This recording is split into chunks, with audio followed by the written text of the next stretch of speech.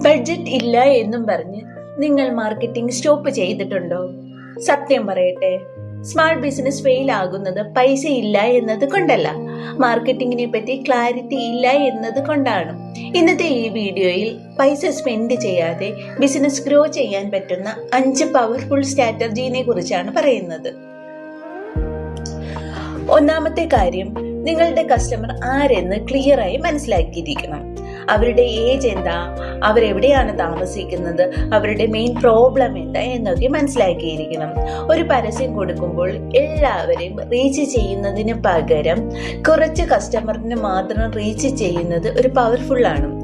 നമ്മുടെ കസ്റ്റമർ ആരെന്ന് ക്ലാരിറ്റി ഉണ്ടെങ്കിൽ ആഡും കോണ്ടന്റും എല്ലാം ഈസി ആവും. രണ്ടാമത്തെ കാര്യം എന്നത് കോണ്ടന്റ് മാർക്കറ്റ് ചെയ്യുക എന്നതാണ്. പരസ്യം ഇടുന്നതിന് മുമ്പ് നമ്മുടെ പ്രോഡക്റ്റിനെ പറ്റിയിട്ടുള്ള ട്രസ്റ്റ് ബിൽഡ് ചെയ്യണം.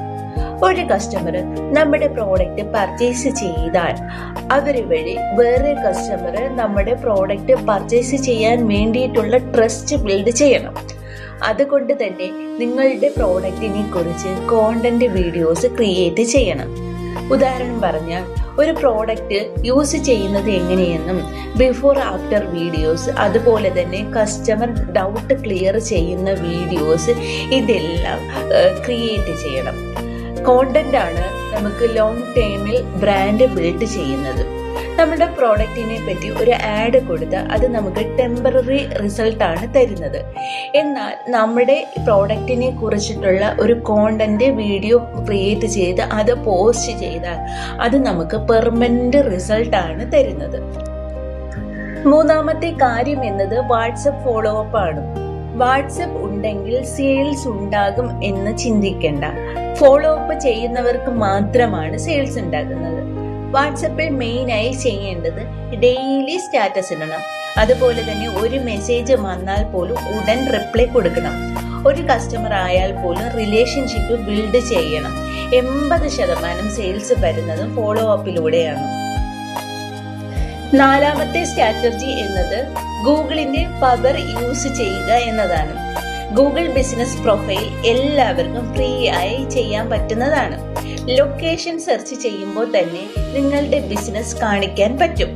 അതുപോലെ തന്നെ വളരെ ഇമ്പോർട്ടൻ്റ് ആയിട്ടുള്ള ഒരു കാര്യമാണ് കസ്റ്റമർ റിവ്യൂ കളക്ട് ചെയ്യുക എന്നത്. ഗൂഗിളിൽ നമ്മളുടെ ബിസിനസ് ഉണ്ടെങ്കിൽ ബിസിനസ് റിയൽ ആയി തോന്നിക്കും. ട്രസ്റ്റ് ഓട്ടോമാറ്റിക്കായിട്ട് ബിൽഡ് ആകുകയും ചെയ്യും. അഞ്ചാമത്തെ കാര്യം എന്നത് കൺസിസ്റ്റൻസി ആണ്. ഡെയിലി പോസ്റ്റ് ചെയ്യണം എന്ന റൂളില്ല, പക്ഷേ ഒരു സിസ്റ്റം ഉണ്ടായിരിക്കണം. ഒരു എക്സാമ്പിൾ പറഞ്ഞാൽ, നമ്മളൊരു പ്ലാനിങ് ആയിട്ട് ഒരു തിങ്കളാഴ്ച ഒരു എഡ്യൂക്കേഷൻ പോസ്റ്റ് ചെയ്തിട്ടുണ്ടെങ്കിൽ ബുധനാഴ്ച ഒരു ടെക്സ്റ്റ് മോണിൽ, അപ്പോൾ വെള്ളിയാഴ്ച ഒരു ഓഫർ മെസ്സേജ്, ഇങ്ങനെ ഒരു സിസ്റ്റം ഉണ്ടാക്കി വേണം വർക്ക് ചെയ്യാനായി. സീറോ ബഡ്ജറ്റ് എന്ന് പറഞ്ഞാൽ സീറോ എഫേർട്ട് അല്ല, നമ്മുടെ ടൈം ക്ഷമയോടുകൂടി ഇൻവെസ്റ്റ് ചെയ്യണം. ബഡ്ജറ്റ് ഇല്ല എന്നും പറഞ്ഞ് മാർക്കറ്റിംഗ് സ്റ്റോപ്പ് ചെയ്യരുത്. നിങ്ങൾ ഒരു സ്മാൾ ബിസിനസ് ഓണർ ആണെങ്കിൽ നിങ്ങളുടെ ഗ്രോത്ത് 100% പോസിബിൾ ആണ്. ഈ വീഡിയോ നിങ്ങൾക്ക് യൂസ്ഫുൾ ആയെങ്കിൽ ലൈക്ക് ചെയ്യാനും സബ്സ്ക്രൈബ് ചെയ്യാനും മറക്കല്ലേ.